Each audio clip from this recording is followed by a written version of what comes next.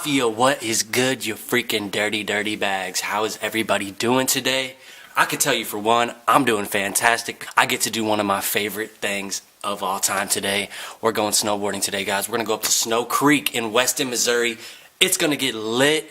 We're gonna get crazy. We're gonna meet up with the Kick Push Mafia dudes once again, and we're gonna ride with those dudes. We're gonna get a little wild. We're gonna get a little weird. We're gonna get a little shreddy. You already know what it is. Dirtbag Mafia, gang in this bitch. What I'm gonna do for you guys right now is I'm gonna give y'all a full gear breakdown and a full gear rundown. I'm gonna kind of show y'all all the stuff that I bring with me whenever I go snowboarding. So maybe, you know, if y'all are looking to maybe buy a snowboard, if y'all are looking to maybe kind of just like know the facts on what to look for whenever you are purchasing gear or whenever you are picking out gear, this will be the video to watch, guys. This will be exactly what you want to see and what you need to hear.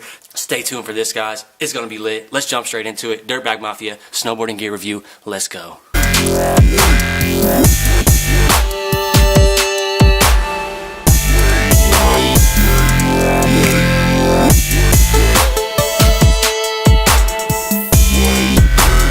So we're going to go ahead and jump straight into it, guys. Now I'm going to go ahead and save my actual board review for the very last one because that is kind of obviously the most important piece of equipment to a snowboarder.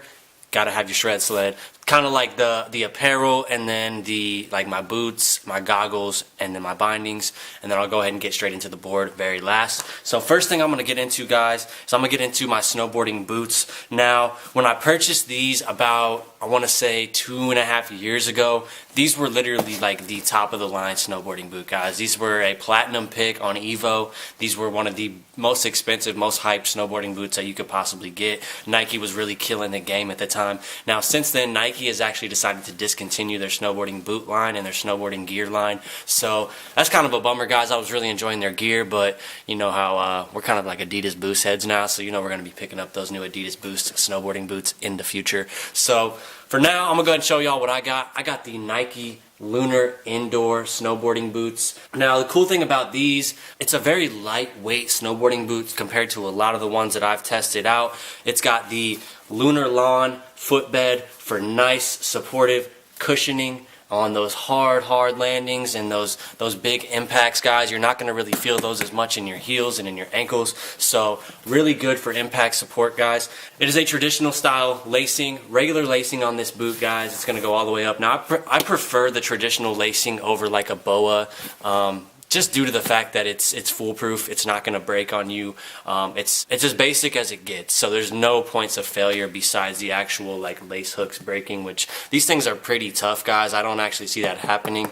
Now with the BOAs, you can get the ones with like the twist here, you can actually end up breaking those, and that's not something that you want to be doing whenever you're knees deep in powder and you're really out there shredding. That's not something that you want to have happen. It's got a fly wire internal sock liner, so there's that. Really cool system here. It's got basically 3 different lacing methods on the inside. Really nice for support, really nice for comfort. This is an advanced style boot, so this is not going to be something that your like average beginner run-of-the-mill rider is gonna be using. This is something that's kind of made for more technical advanced riders, but nonetheless a very solid boot, guys. Something I really enjoy using. I've used this for about 3 seasons now, and it's been nothing but great to me. This is my 3rd season on this boot, so I'm really happy about the durability and how long this boot has actually lasted. Next thing I'm gonna get into, guys, is my apparel. So I'm not gonna really get into any of the technical details on any of this stuff, but just know that this stuff is really high quality.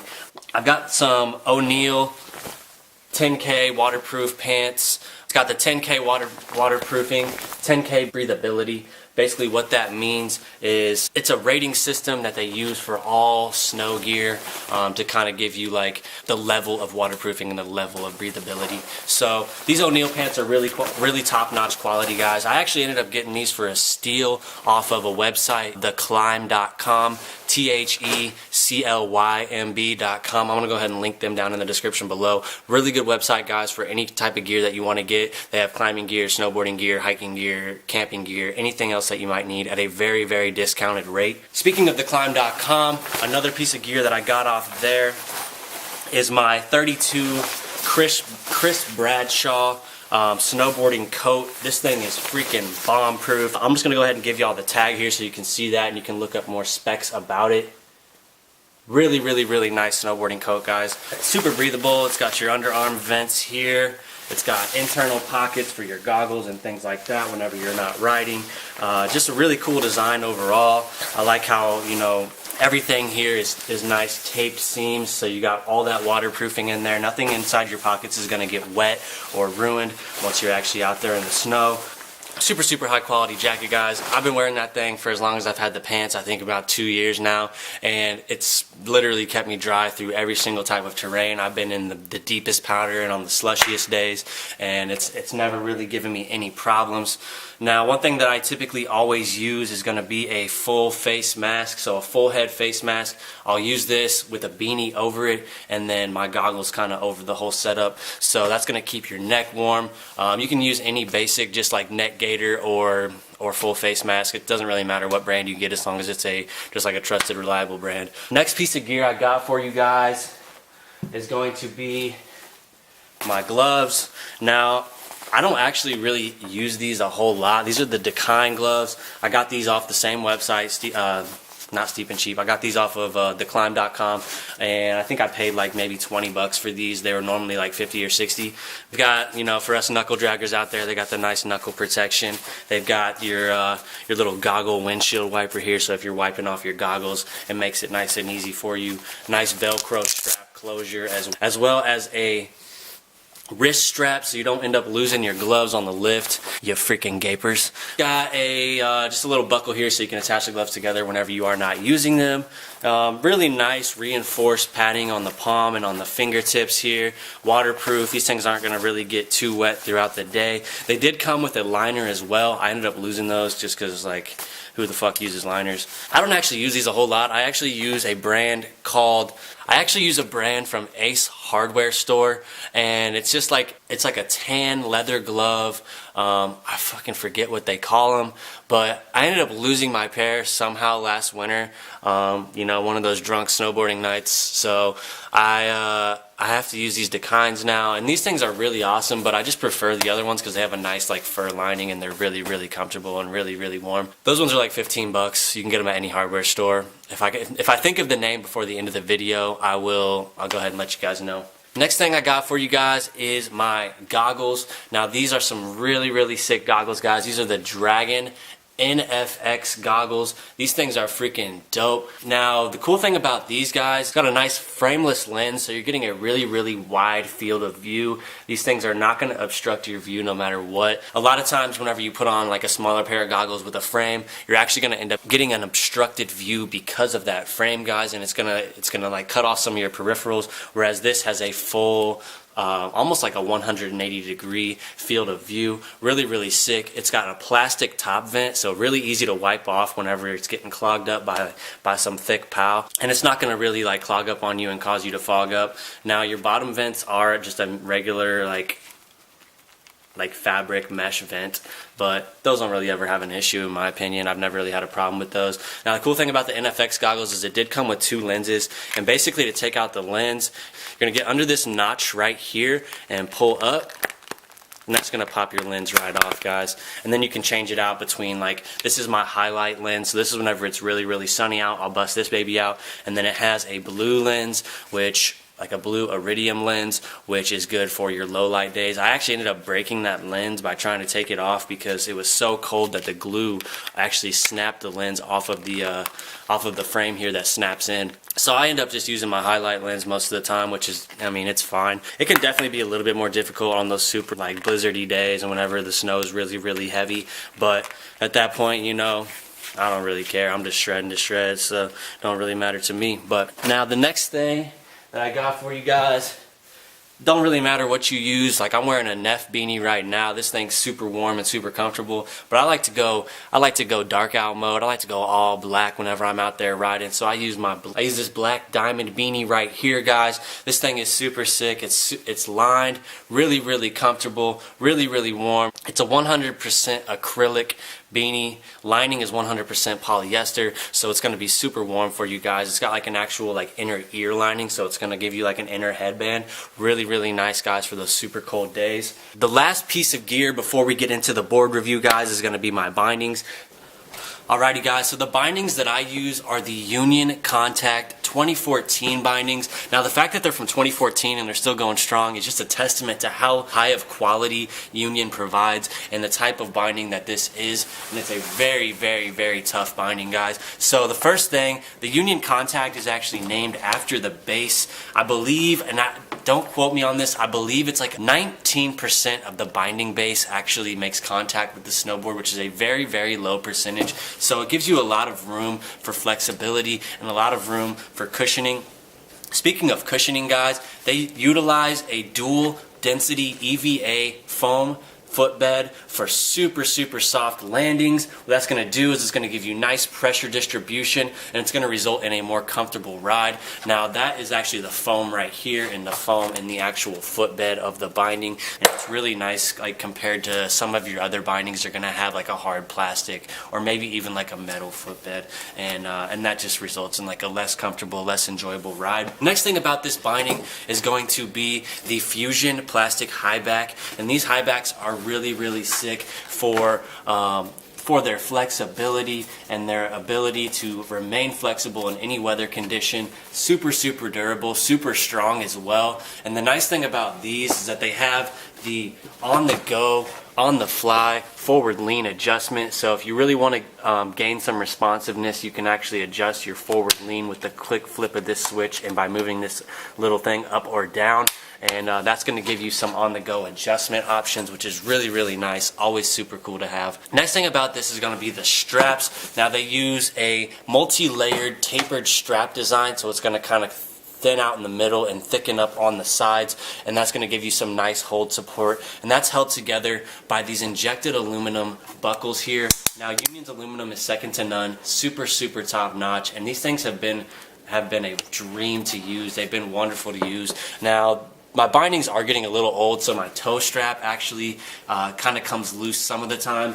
But I put in, you know, over 100 and something days on these bindings, probably like 130 to 140 days on these bindings, and they are still holding up perfectly. Besides that toe strap issue, just another testament to the durability and to the strength of these bindings is going to be the 3D aluminum heel cup here, guys. And what that's going to do is that's going to give you increased strength while reducing the weight of the binding, which in my opinion, anytime you're using any type of gear, the weight is always going to be super important, and it's always going to be something that you have to think about. You know, if you're going to be hiking to a peak or if you're going to be doing anything like that, your weights, every single ounce counts, guys. So just be aware of that whenever you're purchasing any type of bindings or anything like that. You want to really make sure that you're getting a lightweight, but also maintaining strength at the same time. So with that being said, guys, that's the Union Contact binding. I'm going to go ahead and give you guys a rundown of my board now. I know that's what y'all been waiting for, so let's go ahead and jump straight into that. Now the board that I use, guys, is going to be the ONeill Carbon Credit BTX. Super, super sick board, guys. I got this 2 years ago.